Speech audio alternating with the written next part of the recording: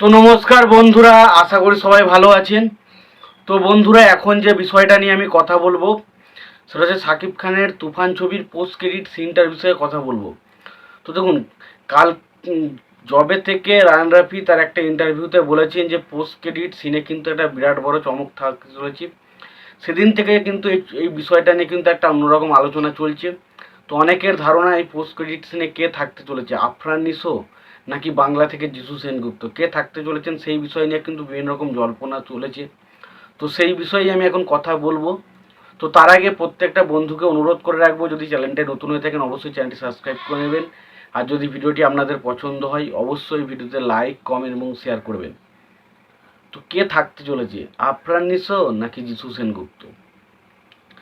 তো প্রথম যখন আমরা তুফান ছবির বিষয়বস্তুটা জানতে পেরেছিলাম তখন কিন্তু আমাদের বেশিরভাগ জায়গা থেকে একটা রিপোর্ট আসছিল, বিভিন্ন জায়গা থেকে আমরা একটা রিপোর্ট পাচ্ছিলাম যে শাকিব খানের এই তুফান ছবিতে কিন্তু যিশু সেনগুপ্ত থাকতে চলেছে। তো অনেকে বলছিল যিশু সেনগুপ্ত থাকতে চলেছে শিওর কনফার্ম, তো সেরকম কিন্তু আপডেট আসছিল। তো এখনও কিন্তু শেষের দিকে এসে কিন্তু ওই জিনিসটাই আমাদের মধ্যে একটা ধোঁয়াশা সৃষ্টি করছে। তাহলে কি যিশু সেনগুপ্ত থাকতে চলেছে? তো আমরা যদি ভালো করে লক্ষ্য করি যে শাকিব খানের তুফান ছবির যখন টিজারটা বেরিয়েছিল সেখানে যে একটা দেখবেন একটা অ্যাকশন সিন ছিল, সেই সময় একটা অ্যাকশন সিনের পাশে দেবে একটা জায়গা ছিল যেখানে একজন মানুষ গুলি করছে। তো সেটা দেখতে অনেকের মনে হয়েছিল যেটা বাংলা মানে পশ্চিমবঙ্গের হয় প্রসেনজিৎ নাহলে যিশু সেনগুপ্ত হতে পারে। তাহলে কি সেই ক্যারেক্টারটাই কি সবার শেষে রিভিল করা হবে?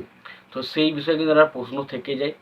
এছাড়াও আমরা বিভিন্ন রকম কানাঘুষো বা বিভিন্ন জায়গা থেকে একটা আপডেট কিন্তু পাচ্ছিলাম যে আফরান নিশো কিন্তু শাকিব খানের তুফান ছবিতে থাকতে চলেছে, এরকম কিন্তু আপডেট কিন্তু উঠে আসছিল। কিন্তু পরবর্তী সময় জানানো হয় সেটা আফরান নিশো নয়, এটা আফরিন শুভ হতে পারে। আফরিন শুভর পর আরও অনেক কিছু নাম আসে, কিন্তু আলটিমেট ফাইনাল কিন্তু কারো নাম জানা যায় না। এবং অনেকের জায়গা থেকে বলা হচ্ছিল যে আফরান নিশো হয়তো নাও থাকতে পারে, এটা পুরোপুরি ভুল সিদ্ধান্ত। কিন্তু কোনো না কোনো জায়গায় আমার একটা জিনিস তো মনে হচ্ছে এই দুজনের মধ্যে একটা ক্যারেক্টার অবশ্যই থাকতে চলেছে।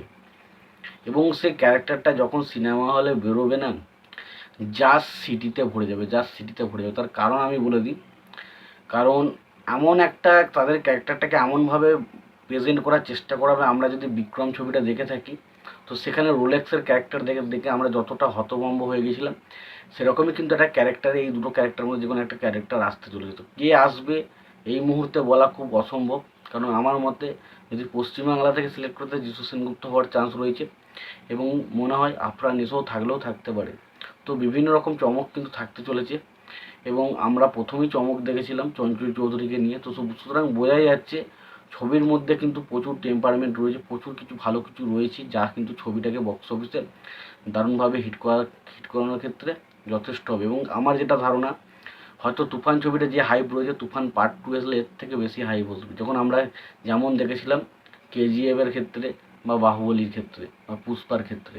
সেই ছবিগুলোর ক্ষেত্রে কিন্তু ফার্স্ট পার্ট যতটা মানে মানুষটা পছন্দ করেছিল, ফার্স্ট পার্টের পর সেকেন্ড পার্টটা আলাদাই লেভেলের ক্রেজ তৈরি করতে পেরেছিল। তো আশা করা হচ্ছে তুফান ছবিটাও সেই লেভেলের কিছু একটা করতে পারবে।